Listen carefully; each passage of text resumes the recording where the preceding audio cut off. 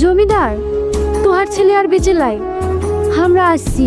আচ্ছা ভাই, আমি একটা জিনিস বুঝতে পারছি না, জমিদারের সব ছেলে সাপের কামড়ে মরছে কেন? সে অনেক ঘটনা। জমিদারের যে জায়গায় এখন বাড়ি আছে সেই জায়গায় 10 বছর আগে ঘন জঙ্গল ছিল।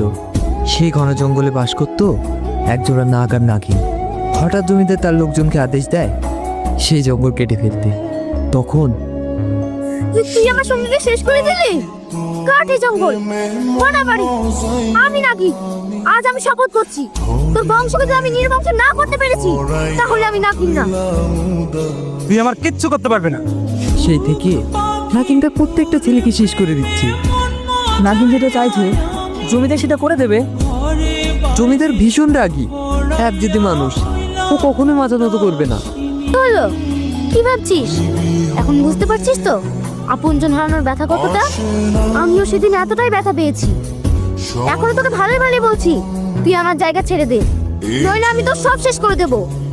তুই কি ভেবেছিস আমি তোর ভয়ে এই জায়গা ছেড়ে দেবো? তুই যদি আমার সবকিছু শেষও করে দিস তবু আমি এই জায়গা ছাড়বো না।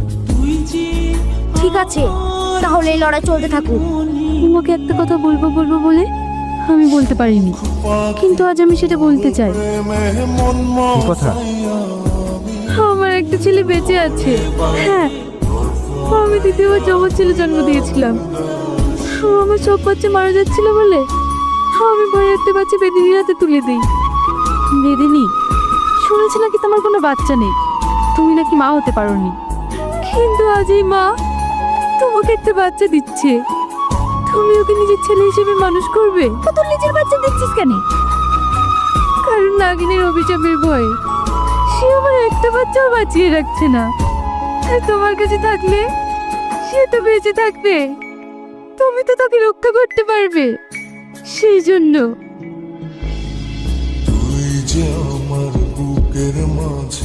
হ্যাঁ, ও সেই বেদিনীর বাড়িতে আছে।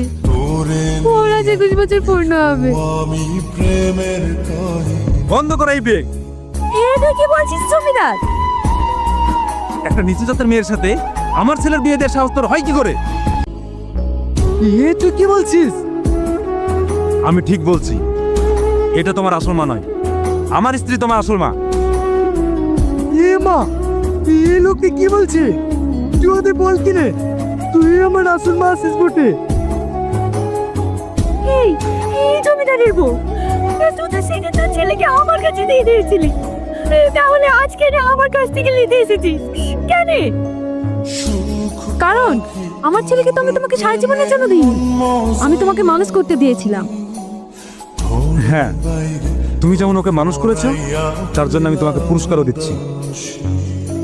তোর পরিষ্কার লাইফে কি লাগে জমিদার? লাইফে কি লাই? আমি গরিব আছি বটে, কিন্তু আমি কোনো ছেলে বিক্রি করি লাই।